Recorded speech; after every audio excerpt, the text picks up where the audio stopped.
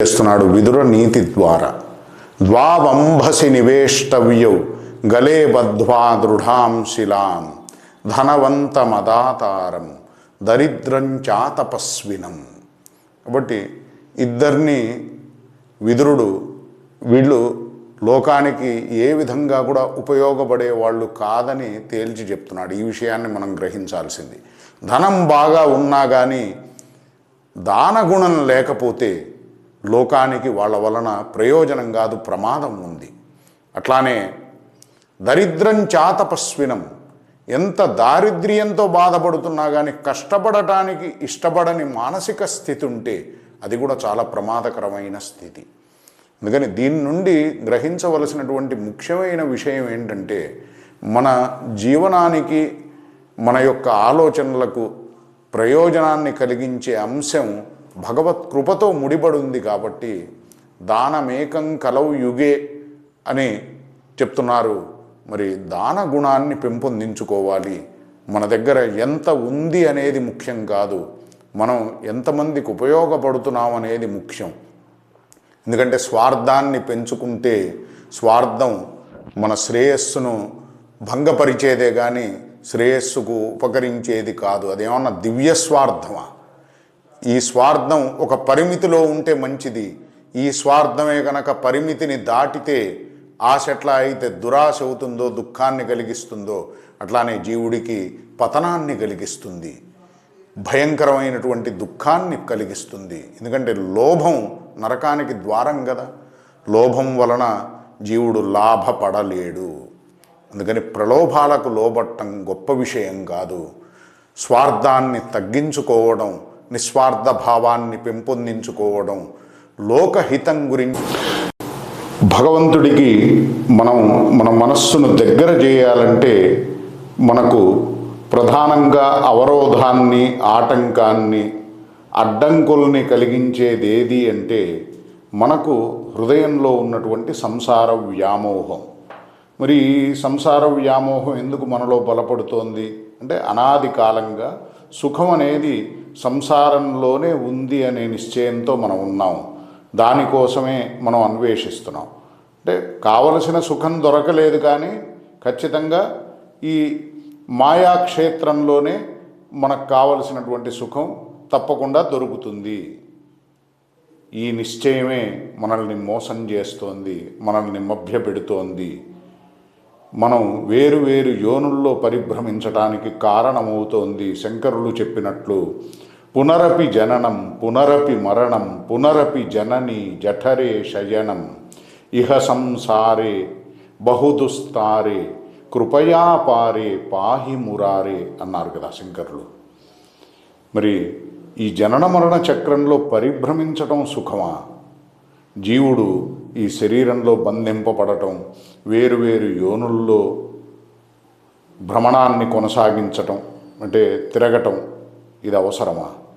దీనికి కారణం మన లోపల ఉన్నటువంటి ఆసక్తి. ఒకవేళ ఆసక్తే గనక భగవంతుడి విషయంలో ఉన్నట్లయితే జీవుడు భగవత్ప్రాప్తిని పొందటం అసాధ్యమైన విషయమేం కాదు కదా.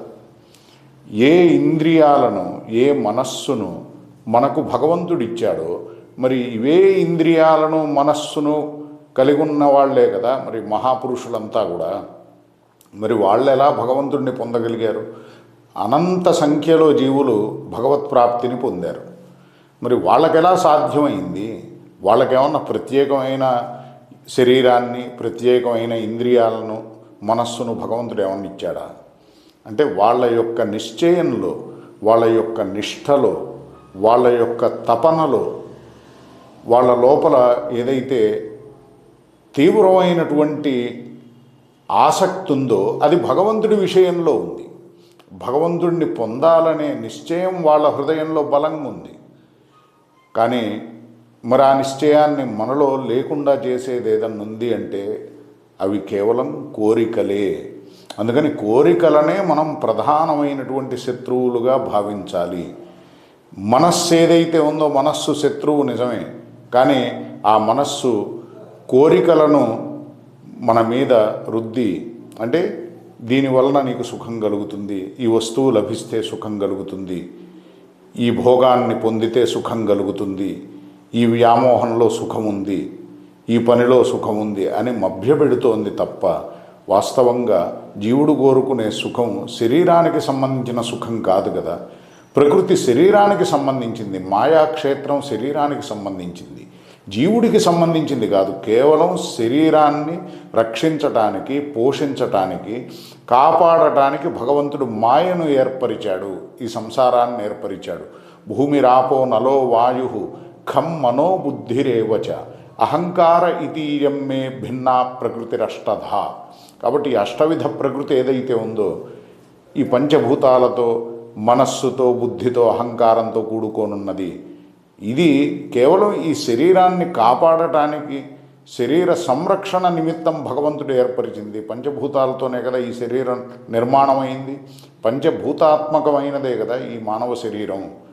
ఒకటి శరీరాన్ని పోషించటానికి ప్రకృతి యొక్క ఉపయోగం, కానీ ప్రకృతిని ఉపభోగించటం కోసం కాదు శరీరాన్ని భగవంతుడు ఇచ్చింది.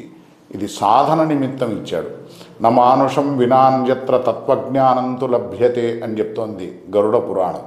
ఒక్క మానవ జన్మలోనే జీవుడు తత్వజ్ఞానాన్ని పొందగలుగుతాడు అని. మరి ఏ ఇతరమైనటువంటి జన్మలో సాధ్యం కానిది, అంటే దేవదుర్లభమైనదని చెప్పి శాస్త్రాలు మానవ జన్మను ఎందుకు శ్లాఘిస్తున్నాయి?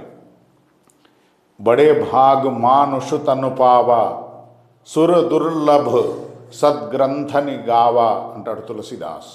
కాబట్టి సద్గ్రంథాలు దేవదుర్లభమైనదని చెప్పి ఏ మానవ శరీరాన్ని శ్లాఘిస్తున్నాయో ఆ మానవ శరీరాన్ని భగవంతుడు ఇచ్చింది జ్ఞానాన్ని పొందటం కోసం, తన స్వరూపాన్ని తెలుసుకోవటం కోసం, తనకు ఏది లక్ష్యమో, తనకు ఏది ప్రయోజనమో ఆ ప్రయోజనం గురించి అవగాహనను పొంది సరైనటువంటి నిశ్చయంతో మంచి ప్రయత్నం చేసి ఆ లక్ష్యాన్ని సిద్ధింపజేసుకోవడం కోసం.